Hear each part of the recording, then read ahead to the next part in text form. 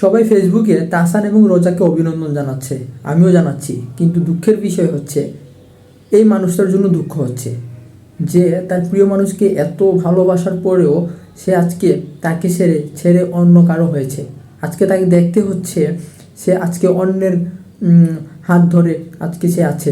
যে আজ 2 দিন আগেও যে ফয়েজ বেলালের হাত ধরতো, আজকে সেই রোজা তাহসানের হাত ধরে আজকে প্রোফাইল পিকচার দিচ্ছে, ভিডিও আপলোড করছে। এটা দেখে অবশ্যই দুঃখ প্রকাশ করছে ফয়েজ বেলাল। ফয়েজ বেলাল কিন্তু এর থেকে ভালো ডিজার্ভ করে। আমরা সবাই জানি যে বরিশালে, বিশেষ করে বরিশালের মানুষ জানে যে ফয়েজ বেলাল কিন্তু বরিশালের সংগঠক এবং রোজা বরিশালের এলাকার মেয়ে, মানে বরিশালা মেয়ে। তো তাহসান বিয়ে করার পরে রোজাকে সবাই অভিনন্দন জানাচ্ছে এবং তাহসানকে বলতেছে তাহসান জিতে গেছে। তাহসান রোজা খুবই ভাগ্যবতী যে তাহসানের মতো জামাই পেয়েছে।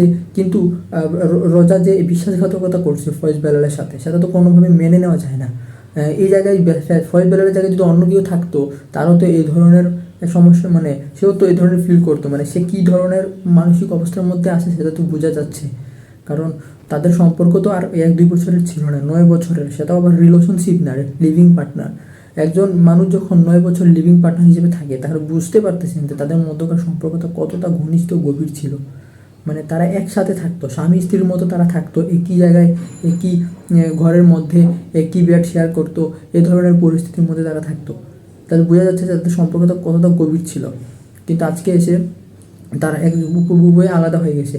কত রাতে হয়তো রোজা বেড শেয়ার করে বলছে ফয়েজ বেলালকে কত প্রতিশ্রুতি দিছে, কত প্রতিজ্ঞা, কত কথায় সে প্রতিজ্ঞাবদ্ধ হয়েছে, কিন্তু সব কিছু ভুলে গেছে নিমিষেই। তাহসানকে বেটার অপশন পেয়ে সুযোগ বুঝে আজকে ফয়েজ বেলালকে সে ছেড়ে দিছে।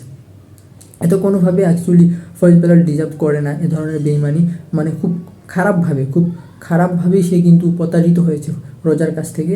যে সে হয়তো কখনো ভাবে নাই যে রোজা তাকে এভাবে প্রতারণা করবে, তার সাথে এভাবে চিট করবে। তবে ফয়েজ বেলালের জন্য সমবেদনা, আর এর বাইরে তো কিছু বলার নাই। এখন বিষয়টা হচ্ছে যে তাহসানকে যদি এখানে রোজার জায়গায় অন্য কেউ যদি থাকতো, সেও কিন্তু চুজ করে ফেলতো। আর যদি অন্য কোনো মহিলা, সে রোজার মতো 15 বছর, 20 বছর বা আরও বেশি বছর কোনো একজন পুরুষের সাথে লিভিং পার্টনার হিসেবে থাকতো বা রিলেশনশিপে থাকতো অথবা বিয়ে করে ফেলতো, তারপরে যদি তাহসান তাকে প্রস্তাব দিত বিয়ে করার, সেক্ষেত্রে কিন্তু সে অবশ্যই সেই পুরুষকে ত্যাগ করে তাহসানের কাছে চলে আসতো। কারণ তাহসানের কী নেই, তাহসান একজন সেলিব্রিটি মানুষ। বাস্তবতা হচ্ছে তাহসান একজন সেলিব্রিটি মানুষ। তাহসানের টাকা পয়সার সমস্যা নাই। তাহসান দেখতে নায়কের মতো। বাংলাদেশে 10 জন নায়কের মধ্যে একজন কিন্তু তাহসান হতে পারে। আবার তাহসানের লুক বলি, হ্যান্ডসাম, সব দিক থেকে, মানে তাহসান টাকা পয়সার দিক থেকে যেমন কমতি নেই তাহসানের, বাড়ি গাড়ি, সোশ্যাল স্ট্যাটাস, মান সম্মানের দিক থেকেও তার কোনো কমতি নেই। আবার সেই সাথে তার লুকের কথা বলি, তার হ্যান্ডসামনেস এগুলোও আছে। মানে শরীরের কথা বলি বা সৌন্দর্যের কথা বলি, সব কিছু তাহসানের মধ্যে আছে। তো তাহসানকে তো কেউই হারাতে চাইবে না, এই সুযোগ তো কেউই হারাতে চাইবে না। তো রোজাও সেটা হারাতে চায়নি, রোজা এজন্য তাহসানকে বিয়ে করে ফেলছে। কিন্তু বাস্তবতা এটাই আর কি, এর মাধ্যমে প্রমাণিত হয়ে গেল যে আসলে সেলিব্রিটিদের কাছে মানে সেলিব্রিটির কাছে সত্যিকারের ভালোবাসাতে হেরে যায়, সেটা আবার প্রমাণিত হলো।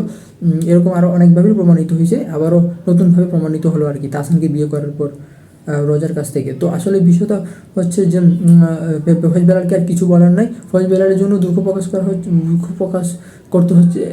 আর শুভকামনা রইল ফয়েজ বেলালের জন্য। যদি ফয়েজ বেলাল ধৈর্য ধরতে হবে, ফয়েজ বেলালও এর থেকে ভালো ডিজার্ভ করে। হয়তো তার জীবনেও এর থেকে ভালো কেউ আছে, এই জন্য অবশ্যই ধৈর্য ধরতে হবে, সময়ের অপেক্ষা করতে হবে।